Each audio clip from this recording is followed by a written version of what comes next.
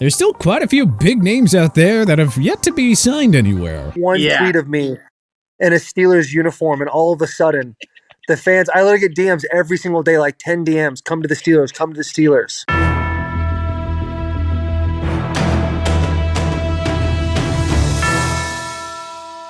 It's only a matter of time until the top remaining free agents find new homes. So let's look into the crystal ball and offer our predictions as to where these top unsigned players will land. Yannick Ngakoue, Kansas City Chiefs. Ngakoue truly doesn't get enough recognition for a guy with consistent production. Despite playing for 5 different teams, he has recorded at least 8 sacks in all 7 of his seasons. Ngakoue should be happy to take a cheap deal at this point, and he'd give Kansas City another playmaker in Steve Spagnuolo's blitz-heavy defensive scheme. Ezekiel Elliott, Los Angeles Chargers. Chargers star running back Austin Eckler requested a trade after the two sides failed to reach an agreement on a contract extension. Regardless of what happens with Eckler, the Chargers should be keen on adding a useful veteran like Zeke to the roster. Even if Eckler stays, Elliott could excel in a change-of-pace role on a high-powered Chargers offense. His pass protection abilities would also be valuable for Justin Herbert against the blitz. Frank Clark, Buffalo Bills. If Von Miller didn't suffer a season-ending ACL tear, who knows how far the Bills could have gone in the playoffs. The Bills need more pass rushers to keep up with the Chiefs and Cincinnati Bengals in the AFC. Clark is also a 2-time Super Bowl champion, so his experience could be welcomed by a Buffalo team trying to get over the playoff hump once and for all. Not to mention, they'd be taking a key player away from their arch rival.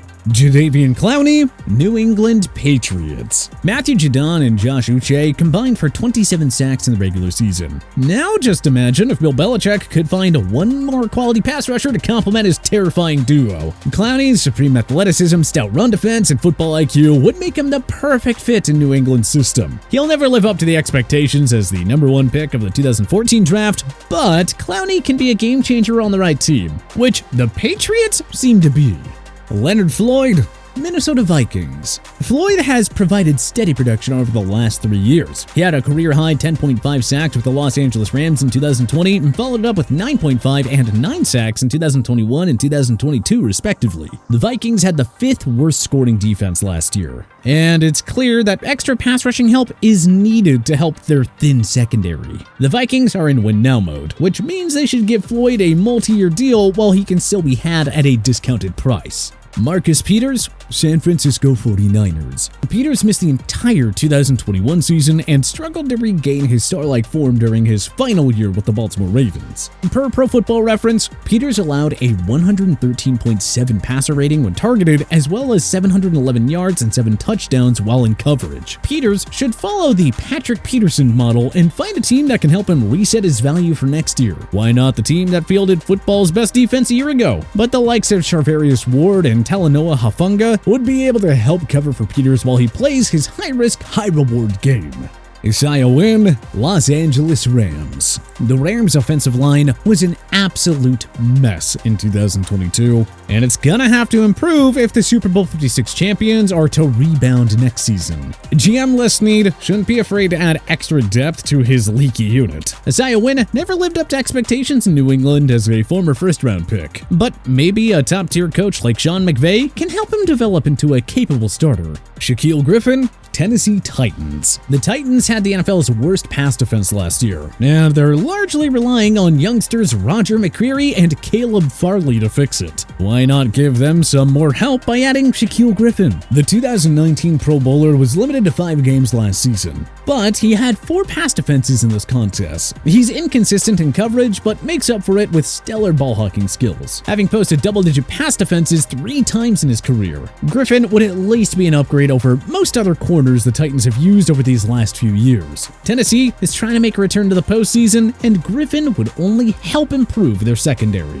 Teddy Bridgewater, Arizona Cardinals. Bridgewater has been one of the NFL's best backup quarterbacks since 2018. You just wonder if he'd ever emerge as a suitable starting option if he just found the right team. The Cardinals need some QB help because Kyler Murray will miss some time recovering from a torn ACL he suffered late in the year. Bridgewater is serviceable enough to keep the offense afloat while they await Murray's return. Justin Houston, New Orleans Saints. Houston discovered the fountain of youth last season and racked up 9.5 sacks for the Baltimore Ravens despite playing less than half of the team's defensive snaps. Houston can still be a productive pass rusher in his mid-30s. A team in win-now mode like the Saints should be motivated to make a move. They signed Derek Carr to be their quarterback and brought back Michael Thomas on a restructured deal. Houston would join a top 10 defense led by star pass rusher Cameron Jordan, workhorse linebacker Demario Davis, and Pro Bowl defensive backs Marshawn Lattimore and Tyrann Mathieu. If you're Saints GM Mickey Loomis, why not bring in a useful veteran who can help you run away with an easy NFC South Division title? Houston could easily provide double-digit sacks on that New Orleans defense. Leonard Fournette, Indianapolis Colts. A backbone of the Buccaneers Super Bowl 55 championship team, Fournette was awarded a 3-year extension worth $21 million in 2022. But after a disappointing year that saw him get outplayed by rookie Rachaad White, Fournette was released with 2 years remaining on his deal. Fournette surpassed 1,000 yards of offense in both 2021 and 2022, but it's quite clear that he's no longer a true 1,000-yard rushing threat. However, he is more than serviceable as a goal line back and as a pass catcher out of the backfield. The Colts already have arguably football's best running back in Jonathan Taylor, but hey, it doesn't hurt to have an insurance in case he gets hurt again. Fournette would at least be a nice security blanket on third down for the Colts' next starting quarterback. Melvin Ingram, Las Vegas Raiders. The Chandler Jones signing failed in year one, and so Max Crosby once again had little support for Vegas in the pass rushing department. The Raiders' signing of Jimmy Garoppolo suggests that they want to rebound and try to win now. If that is the case, they should try to bolster the front seven and pick up a guy like Ingram. The 3-time Pro Bowler had a mini renaissance in 2022, recording 6 sacks for the Miami Dolphins despite playing just 45% of their defensive snaps. In an increased role, he might regain that double-digit sack form. And hey, a guy like Ingram can only help the Raiders deal with the likes of Patrick Mahomes and Justin Herbert in the AFC West. Dalton Reisner, Washington Commanders. The Commanders' offensive line sorely missed a longtime mainstay Brandon Scherf, who left for the Jaguars in free agency last year. Sam Howell is in the driver's seat for the starting QB job, and the Commanders need to beef up the protection in front of him. Reisner was a solid enough starter for the Denver Broncos last season, allowing just 3 sacks and taking just 1 penalty on the year. He's not exactly Pro Bowl caliber, but he is above average. And for a young, inexperienced QB like Howell, above average is better than nothing. Matt Ioannidis, New York Jets. Ioannidis showed signs of stardom in 2018 and 2019 when he racked up a combined 16 sacks over those 2 years. But after missing most of 2020, Ioannidis hasn't been much of an impact player over the last 2 seasons. He had just 3.5 total sacks over 2021 and 2022, with PFF grading him in the mid-60s both years. A team like the Jets could use Ioannidis' leadership and experience, though. They have one of football's best front sevens, and maybe a player's coach like Robert Saleh can help him return to his 2018 and 2019 form. Playing in the unforgiving AFC, it doesn't hurt to have too many pass rushers.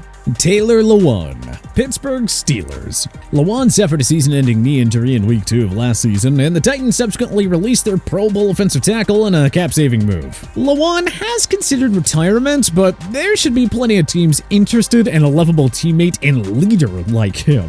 Right now, it's hard to think of a better landing spot than the Steelers. The O-line has been a bit of an issue in Steel City for a few years now, so why not bring in a former Pro Bowler to see if he can win one of the starting jobs? If nothing else, Lewan would at least be a good mentor for Pittsburgh's young O-linemen. Jarvis Landry, Los Angeles Rams.